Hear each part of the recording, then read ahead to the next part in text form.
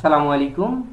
এই ভিডিওতে আমরা দেখব আমাদের যে প্লাগইনসটা আছে, যে প্রিমিয়াম প্লাগইনসটা আছে, সেই প্লাগইনসটা fake order, cancel order, server side tracking, incomplete order tracking, for blogger, customer history check, এক ক্লিকে courier integration entry, invoice print, সব এক জায়গাতে কীভাবে প্লাগইনসটা আমরা ইনস্টল করতে পারি বা কীভাবে কাজ করতে পারি।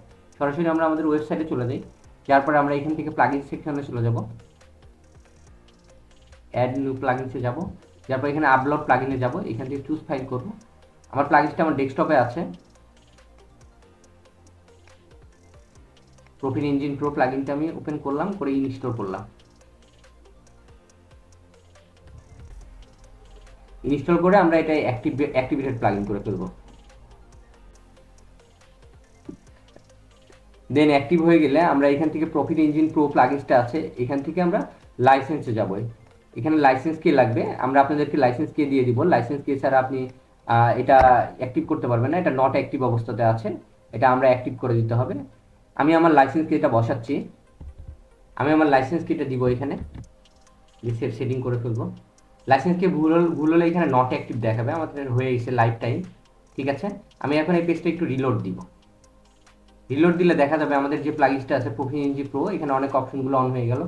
আমরা এখান থেকে ফার্স্টে প্রফিট ইঞ্জিন প্রো এটাতে যাব।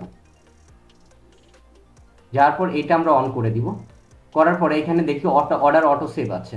অর্ডার অটো সেভে আমি যদি মনে করি যে আপনার এই অপশনটা অন থাকবে, আমার একটা পেজে, আমার যে পেজটাতে ভিজিট করেছে কেউ, এই পেজটাতে কেউ ভিজিট করেছে, ভিজিট করার পরে আমার দেখা যাচ্ছে 5 মিনিট পর বা 10 মিনিট পর পর যে আসবে, 5 মিনিট পর পর আমার ইনক্লুডেড অর্ডার আসবে, মানে নাম অ্যাড্রেস সব কিছু লিখেছে কিন্তু অর্ডার করেনি। সেই অর্ডারগুলো 5-10 মিনিট পর পর আসবে, সেটাতে সেভ সেটিং করলে পরে এটা 5-10 মিনিট পর থেকে আসবে। কুরিয়ারে যদি আসি, এখানে কুরিয়ারে এপিআই কে আর সিক্রেট কেটা আমার দিতে হবে। স্টেট ফার্স্টে এপিআই কে আর সিক্রেট কে। আপনারা স্টেট ফার্স্ট মাস্টার মার্চেন্টে যাবেন, যাওয়ার পরে থ্রি ডট থেকে এপিআই ইন্টারগ্রেশন আছে, ওইখান থেকে এপিআই কে আর সিক্রেট কেটে পেয়ে যাবেন। এপিআই কে আর সিক্রেট কেটে দিয়ে সেভ করলে পরে সাধারণত হবে কি, আমাদের কোনো অর্ডার আসতে পারে, এখান থেকে আমি সরাসরি কুরিয়ারকে পাঠিয়ে দিতে পারবো, ম্যানুয়ালি আমার হাতে টাইপ করতে হবে না।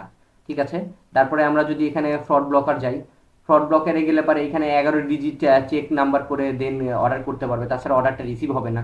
Block phone number, block email address, block IP address, এগুলা IP address, phone number, IP সব ব্লক থাকবে। Restricted multiple order same phone number ব্যবহার করে ডাবল অর্ডার করতে পারবে না। মাল্টিপল অর্ডার সেম আইপি ব্যবহার করে করতে পারবে না, এটা যদি টিক চিহ্ন দিয়ে দিই আমি। সেম ইমেল, এটা টিক দিলে পরে সেম ইমেল ব্যবহার করে অর্ডার করতে পারবে না। আর রেস্ট্রিক্টেড মাল্টিপল অর্ডার টাইম 24 ঘন্টা, আমি যদি এখানে বেশি টাইম দিতে চাই বেশি টাইম দিতে পারবো। মানে এত টাইমের ভিতরে সে সেম আইপি, সে সেম ফোন নাম্বার ব্যবহার করে অর্ডার করতে পারবে না। রেস্ট্রিক্টেড মাল্টিপল অর্ডার লিমিট, একজন ব্যক্তি এত ঘন্টার ভিতর, কথার কথা এখানে আমি যদি আপনি 7 দিন দিয়ে থাকি, তাহলে 7 দিনের ভিতরে, এখানে যদি 24 আওয়ার থাকে, 24 আওয়ারের ভিতরে ডাবল দুইটার বেশি অর্ডার করতে পারবে না, এটা হবে সাধারণত। তারপরে আমরা যদি এখানে কলামে যাই, হ্যাঁ, প্ল্যাটফর্ম পারচেজ স্ট্যাটাসটা দেখাবে আমাদের এখান থেকে। এটা তেমন কিছু দরকার নেই, এটাই ম্যানুয়ালি করা থাকবে আমাদের। ইনভয়েস প্রিন্ট করতে পারবো, সেন্ড টু কুরিয়ার করে অপশনটা করতে পারবো, কাস্টমার অ্যাক্সেস, এই অপশনগুলো অন থাকলে পারে এই option invoice print. Invoice print বলতে আমি এখান থেকে যে ইনভয়েসটা প্রিন্ট করতে পারবো। ঠিক আছে, তারপরে আমি যদি যাই ফেসবুক সেটিংয়ে যাই, ফেসবুক সেটিংয়ে যাওয়ার পরে এখানে থেকে এইগুলো অন থাকবে, সাধারণত ম্যানুয়ালি অন করে রাখবো। তারপরে আমি যদি মনে করি এখানে পিক্সেল সেট আপ করবো একটা, আমি এগুলো রিমুভ করে দিই। এখানে পিক্সেল আইডি দিতে হবে। আমি আমার ফেসবুক থেকে একটা ইভেন্ট ম্যানেজারে চলে গেলাম। চলে যাওয়ার পরে এখান থেকে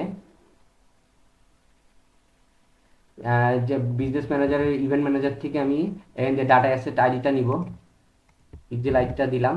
তারপরে অ্যাসেস টোকেনটা আমি নিচে আসলে পাবো।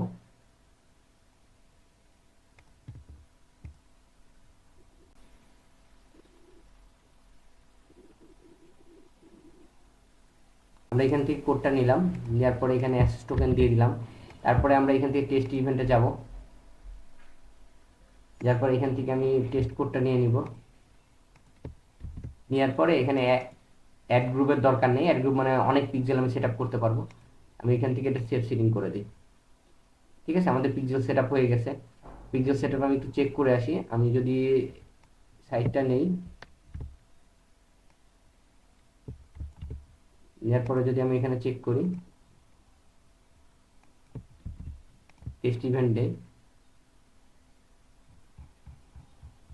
দেখতে পাবো আমার সব কিছু ফায়ার হবে এখনই। আচ্ছা, দেখেন আমাদের ফায়ার হচ্ছে initial check out, add to cart, আমাদের কিন্তু সব কিছু ফায়ার হচ্ছে। ঠিক আছে, তারপর আমরা প্লাগিংসে যাই আবার। যাওয়ার পর ইভেন্টে যাব আমরা।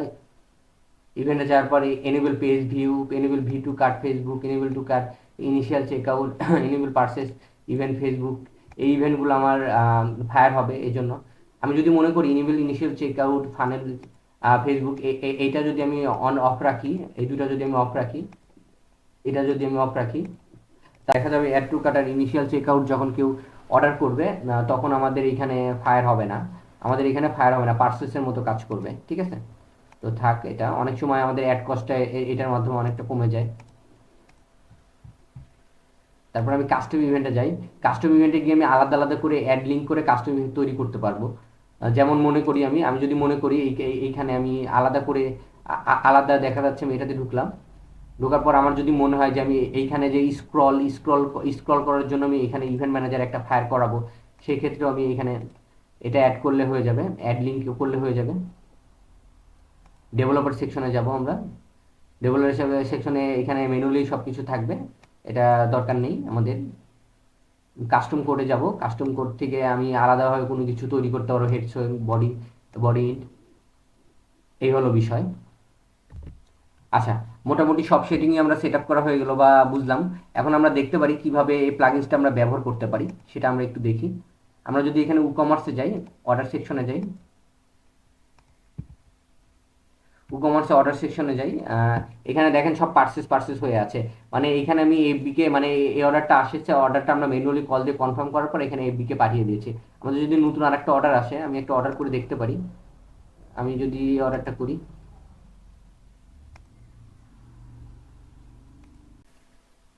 আচ্ছা আমাদের অর্ডারটা হয়েছে। অর্ডারটা হওয়ার পরে দেখেন আমার এইখানে পার্সেসটা ঠিক, পার্সেস যে ডাটাটা ছিল এটা ফায়ার করেনি কিন্তু। আমি যদি এখন এখানে যাই, এটা পেজটা যদি একটু রিলোড দিই, এটা প্রসেসিং অবস্থাতে আছে। আমরা এখন এটাতে প্রবেশ করে ম্যানুয়ালি কল দিয়ে যদি আমরা কনফার্ম করতে পারি, কল দিয়ে যদি অর্ডারটা কনফার্ম হয়, দেন আমরা এখান থেকে যদি পার্সেস করে দিই, পার্সেস করে দিয়ে আপডেট করলে তখন আমাদের কাছে ফেসবুকের কাছে পার্সেস ডাটাটা যাবে, তার আগে যাবে না। এই যে আমরা এটা আপডেট করে দিই।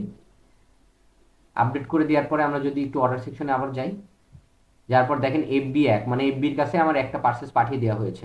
এখন আমি এখানে আসি, একটু চেক করি, দেখেন পার্সেস আমাদের এখানে চলে গেছে। ধন্যবাদ। আসসালামু আলাইকুম। আপনার যদি কোনো কনফিউশন থাকে আমাদের পেজে বা কল করতে পারেন, অথবা ভিজিট করতে পারেন basisTech.com, অথবা যে কোনো সার্ভিস পেতে এখনই মিটিং বুক করুন আমাদের সাথে। ধন্যবাদ।